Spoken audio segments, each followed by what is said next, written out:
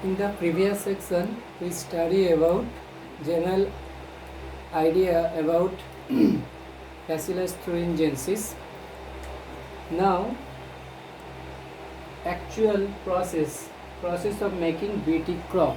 কিভাবে BT crop বানানো হয়? So, first one is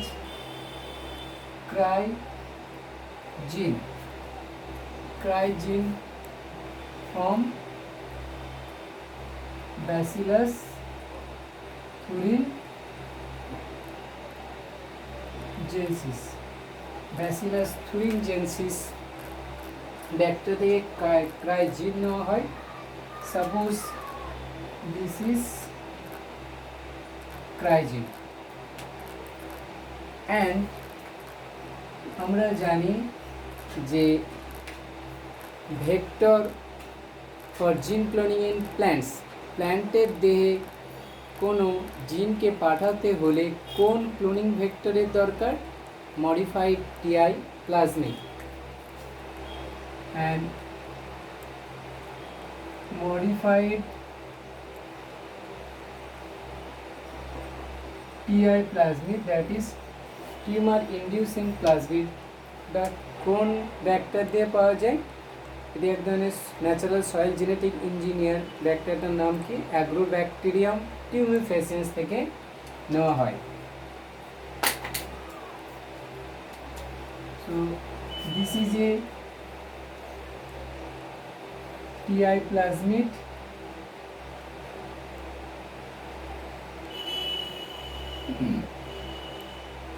এর সেই TI প্লাজমিডের টি ডিএনএটাকে কাটা হয়। এখানে ভিরজিন আছে, এখানে ওপাইন ক্যাটাবলিজম জিন আছে। তো this is a TI plasmid. দুজনকে কি করা হয়? সেম RE অর্থাৎ রেস্ট্রিকশন এন্ডোনিউক্লিয়েজ এনজাইম দিয়ে কাট করা হয়। তাহলে ক্রাইজিন এবং মডিফাইড টিআই প্লাজমিডকে সেম রেস্ট্রিকশন এন্ডোনিউক্লিয়েজ এনজাইম দিয়ে কাটা হয়। কাটার ফলে এরকম একটা স্টিকিয়ান বেরোলো এবং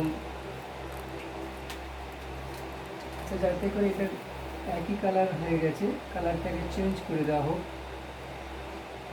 টিআই প্লাজমিড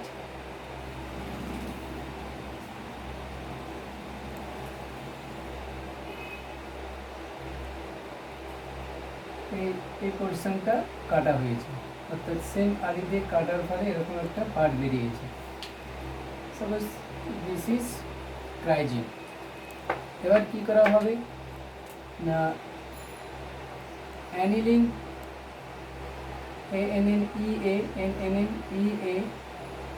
অ্যানিলিং और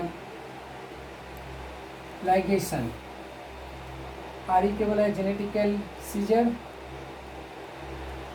बाय डीएनए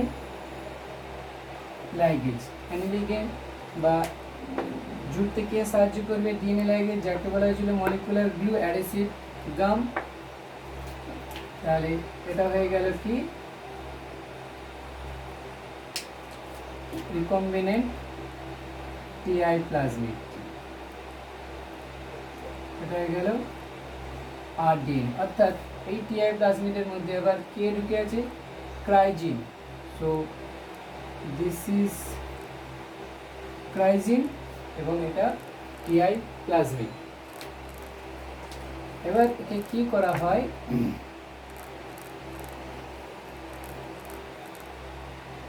জিন গান और বায়োলিস্টিক মেথডের মাধ্যমে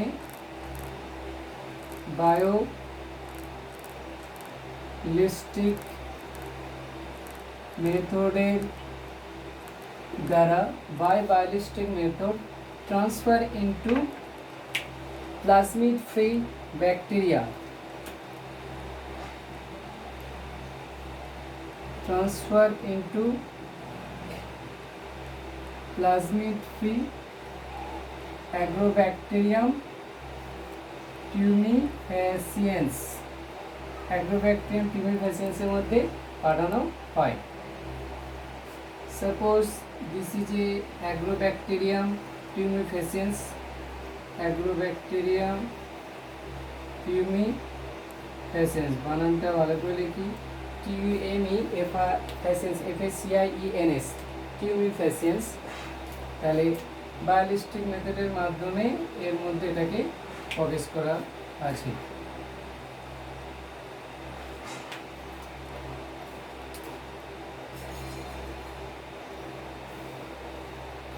অর্থাৎ এরকম অসংখ্য ব্যাকটেরিয়া মডিফাইড অ্যাগ্রোব্যাকটেরিয়াম, অর্থাৎ এটাকে কি বলা হয়েছে এবার, এরকম অসংখ্য রিকম্বিনেন্ট অ্যাগ্রোব্যাকটেরিয়াম টিউমেফেসিয়েন্স বানানো হয়েছে। এবার একে কি করানো হয়, এটা কালচার মিডিয়ামে কি রাখা আছে না, এর মধ্যে দেওয়া আছে কি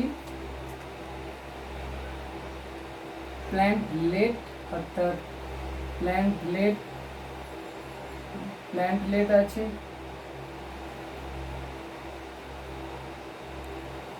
প্ল্যান্টলেট কি আগেই বলা হয়েছে, প্ল্যান্টলেট কি, প্ল্যান্টলেট হলো সেটাই যেটা দিয়ে টিস্যু কালচার বা কলা পালন শুরু করা হয়, তাকে বলা হয় কি প্ল্যান্টলেট। সো এরকম প্ল্যান্টলেট দেওয়া হয়েছে এবং এর মধ্যে এরকম অসংখ্য রিকম্বিনেন্ট অ্যাগ্রোব্যাকটেরিয়াম টিউমেফেসিয়েন্স দেওয়া হয়েছে। তাহলে এই অ্যাগ্রোব্যাকটেরিয়াম টিউমেফেসিয়েন্সগুলো, তাহলে এরকম ব্যাকটেরিয়াটা দেওয়া আছে, অসংখ্য প্ল্যান্টলেট এবং অসংখ্য এরকম প্ল্যান্টলেট অ্যাগ্রোব্যাকটেরিয়াম রিকম্বিনেন্ট অ্যাগ্রোব্যাকটেরিয়াম টিউমেফেসিয়েন্স আছে এবং প্ল্যান্টলেট আছে। এবার কি করবে এরা, এই অ্যাগ্রোব্যাকটেরিয়াম টিউমেফেসিয়েন্সগুলো এই প্ল্যান্ট সেলের মধ্যে প্রবেশ করবে। Suppose this is a plant sell, এটা তার নিউক্লিয়াস এবং এটা তার নিউক্লিয়াস, এই নিউক্লিয়াসের মধ্যে প্রবেশ করে, অর্থাৎ কারণ টিআই প্লাজমিডের ক্ষমতা আছে কি, it helps in transfer of foreign DNA. তাহলে এই ফরেন ডিএনএটা চলে যাবে, ফরেন ডিএনএটা ট্রান্সফার হয়ে গেলে কি প্ল্যান্ট সেলে। আচ্ছা, এই প্ল্যান্ট সেল থেকে, অর্থাৎ এই প্ল্যান্টলেট থেকে যে গাছ তৈরি হবে প্ল্যান্ট, সেই প্ল্যান্ট এর অল সেল, সমস্ত সেল এর মধ্যে, অল সেল এর মধ্যে, সমস্ত সেলের মধ্যে কে প্রবেশ করে যাবে, এই কোন জিন, অর্থাৎ ক্রাইজিন হয়ে গেল, ইনকর্পোরেটেড ক্রাইজিন প্রবেশ করে গেল। তাহলে এই প্ল্যান্টলেট থেকে, আমরা আগেও জেনেছিলাম প্ল্যান্টলেট থেকে তৈরি হয় ক্যালাস, তারপরে এমব্রয়েড, তারপরে তৈরি হয় সিডলিং থেকে ম্যাচিওর প্ল্যান্ট। একবারে স্কিপ করে এখানে বলেছি এই প্ল্যান্টলেট থেকে তৈরি যে প্ল্যান্ট, সেই প্ল্যান্টের অল সেল এর মধ্যে কোন জিন ইনকর্পোরেট হয়ে যাবে, ক্রাইজিন ইনকর্পোরেট হয়ে গেল। তাহলে এটা কি করলো, অ্যাগ্রোব্যাকটেরিয়াম টিউমেফেসিয়েন্স কি করেছে, transfer the cry gene inside the host plant. এটা হয়ে গেল আমাদের হোস্ট প্ল্যান্ট। এবার কি হবে, suppose this is a plant, এটা প্ল্যান্টের লিফ, স্টেম, সমস্ত জায়গায় এটা তার রুট, এই প্ল্যান্টের বিভিন্ন রুটের মধ্যে বা লিফের মধ্যে বা পাতার মধ্যে বা স্টেমের মধ্যে এই ক্রাইজিনটা আছে। এবার কোনো Caterpillar, suppose this is A Caterpillar বা কোনো একটা লার্ভা, বা কোনো insect, suppose this is a insect, এটা একটা ইনসেক্ট, ওই ইনসেক্টটা কি করছে, লিফকে খাচ্ছে বা স্টেমকে খাচ্ছে।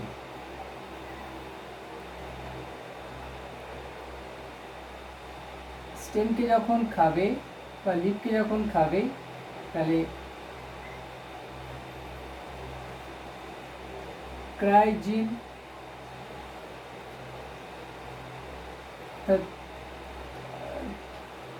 আচ্ছা তার আগে এখানে স্কিপ করে আসি। এই ক্রাই জিন ট্রান্সক্রিপশনের মাধ্যমে ক্রাই এমআরএনএ তৈরি করলো, ক্রাই এমআরএনএ থেকে ক্রাই প্রোটিন তৈরি হলো। এটা কি ইনঅ্যাক্টিভ প্রোটোটক্সিন, ইনঅ্যাক্টিভ প্রোটোটক্সিন হিসাবে থাকে। অর্থাৎ আগে বলেছি যে ব্যাকটেরিয়া দিয়ে যখন এই টক্সিনটা থাকে, এটা প্রোটোটক্সিন এবং ইনঅ্যাক্টিভ। কোনোভাবে প্ল্যান্টের কি কোনো ক্ষতি করে? প্ল্যান্টের দেহ এটা কোনো ক্ষতি করে না, প্ল্যান্টের দেহ এটা ইনঅ্যাক্টিভ প্রোটোটক্সিন হিসাবে থাকে। তাহলে ক্রাইজিন কি তৈরি করেছে? Cry protein.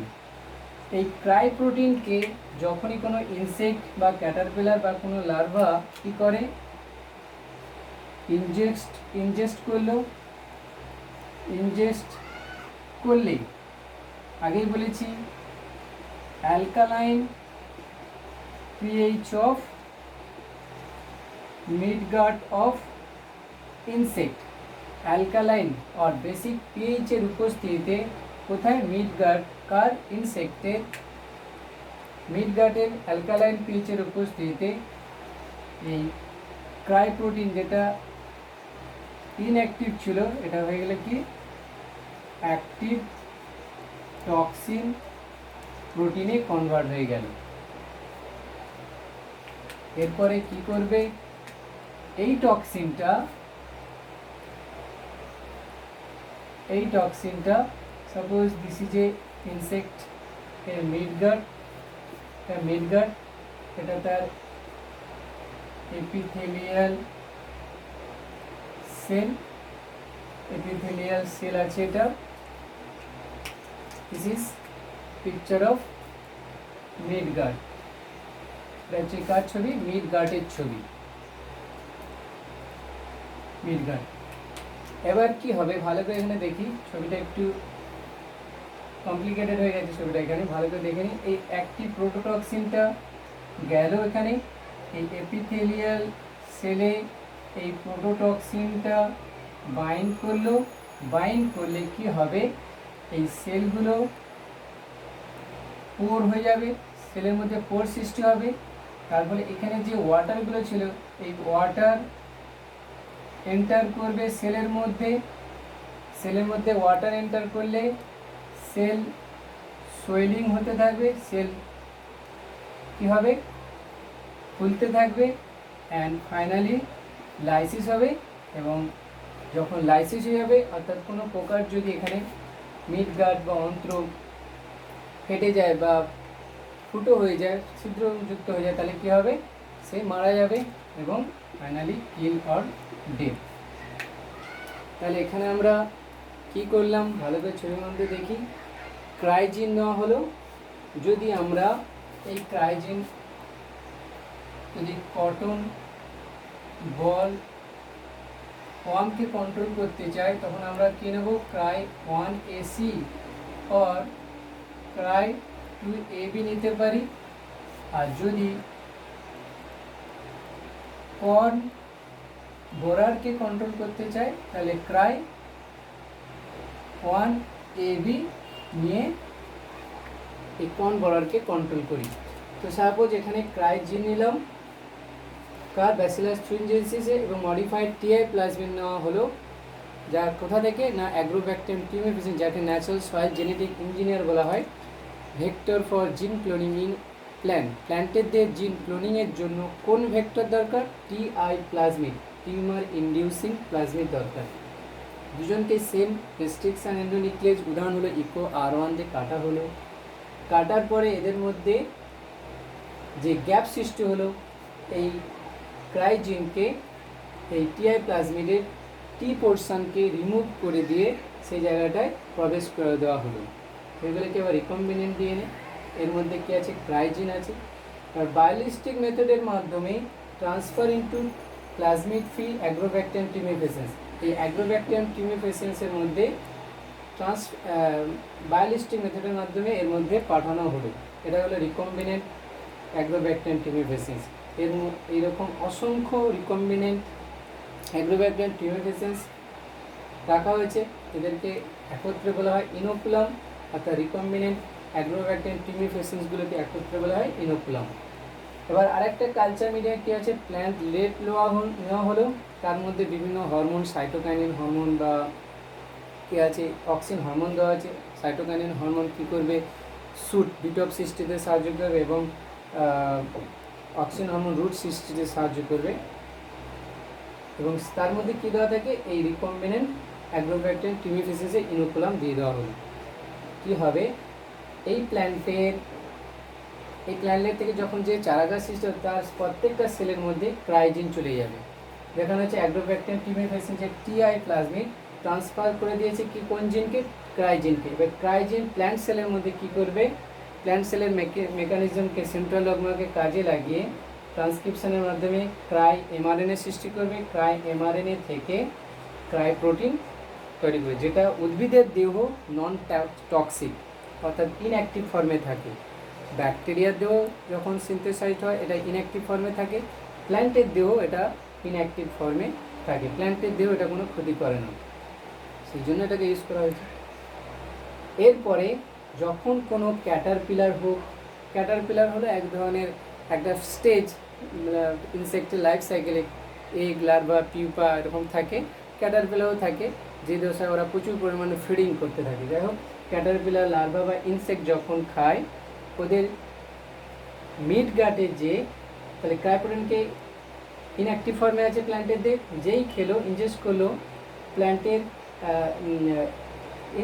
ইনসেক্টের মিড গাটে অ্যালকালাইন পিএইচের উপস্থিতিতে কনভার্ট হয়ে যায় কিসে, অ্যাক্টিভ টক্সিন প্রোটিনে কনভার্ট হয়ে যায়, বা অ্যাক্টিভ টক্সিনে কনভার্ট হয়ে যায়। এবার এই টক্সিন প্রোটিনটা কি করে,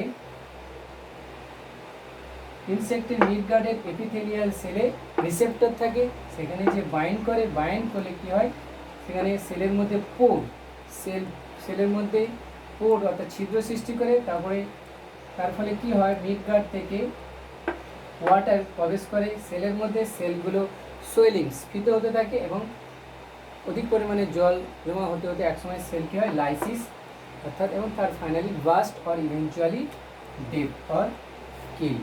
তো এইভাবে বিটি ক্রপ, বিটি সয়াবিন, বিটি ব্রিঞ্জেল, বিটি রাইস, বিটি টোবাকো সৃষ্টি করা হয়েছে ফর লার্জ স্কেল প্রোডাকশান জন্য। তো এইভাবে আমরা বিটি ক্রপকে সৃষ্টি করতে পারি। খুব শর্টে যদি আরেকবার রিক্যাপ করি, আমি আগে বলে দিয়েছি আরেকবার খুব শর্টে রিক্যাপ। ক্রাইজিন নেওয়া হলো, টিআই প্লাজমিড অ্যাগ্রোব্যাকটেরিয়াম টিমিফেসেন্স, আরই ট্রিটমেন্ট, রেস্ট্রিকশন, ইমিউনিটিজের ট্রিটমেন্ট করা হলো। অ্যানিলিং করা হলো কি দ্বারা, ডিএনএ লাইগেজ দ্বারা, আগে দেখিয়েছি ট্রিটমেন্টের ছবি। রেস্ট্রিকশন, এবার annealing, formation of rDNA, transfer into plasmid free Agrobacterium tumefaciens, recombinant Agrobacterium tumefaciens transfer করা হলো কালচার মিডিয়ামে, যেখানে সাইটোকাইনিন, অক্সিন রাখা হয়েছে। এবার প্ল্যান্ট সেলের মধ্যে ছবি দেখানো হয়েছে, এই ক্রাইজিনটা, এই অ্যাগ্রোব্যাকটেরিয়াম টিমিফেসেন্সের মাধ্যমে ক্রাইজিনটা প্ল্যান্ট সেলে যাবে, প্ল্যান্ট সেলে ক্রাইজিনের রেপ্লিকেশন, ট্রান্সলেশনের মাধ্যমে ক্রাই প্রোটিন তৈরি হবে। এবার প্ল্যান্ট সেলে এটা ইনঅ্যাক্টিভ প্রোটোটক্সিন হিসাবে থাকে। যেই মুহূর্তে এবার কীভাবে এই গাছগুলোকে রোপণ করা হলো, এরা বড়ো হলো, ইমপ্ল্যান্ট করানোর পর যদি কোনো ইনসেক্ট খায় তাহলে প্ল্যান্টের দিয়ে ইনঅ্যাক্টিভ প্রোটোটক্সিন হিসাবে থাকে, এনগালফ করলে ক্রাই প্রোটিন ইনজেস্ট হলো, ক্রাই প্রোটিনটা সলিউবলাইজড হয় ওর দেহে, অর্থাৎ কি হয়, অ্যালকালাইন পিএইচ, এই ছবি এটা বারবার বলা হচ্ছে, অ্যালকালাইন পিএইচ অফ কোথায় না, মিড গার্ডে অ্যালকালাইন পিএইচের উপস্থিতিতে এই ইনঅ্যাক্টিভ প্রোটোটক্সিনটা কনভার্ট হয় কিসে, অ্যাক্টিভ টক্সিন। দেখো প্রোটো অ্যান্ড প্রোটোটক্সিন এবং toxin, প্রোটোটক্সিনটা inactive, টক্সিনটা active.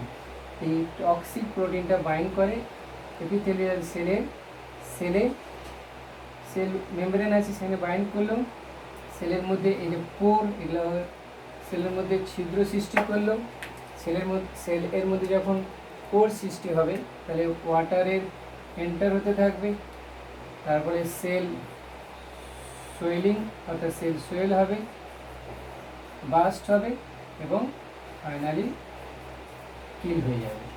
So it is overall একটা পিকচার।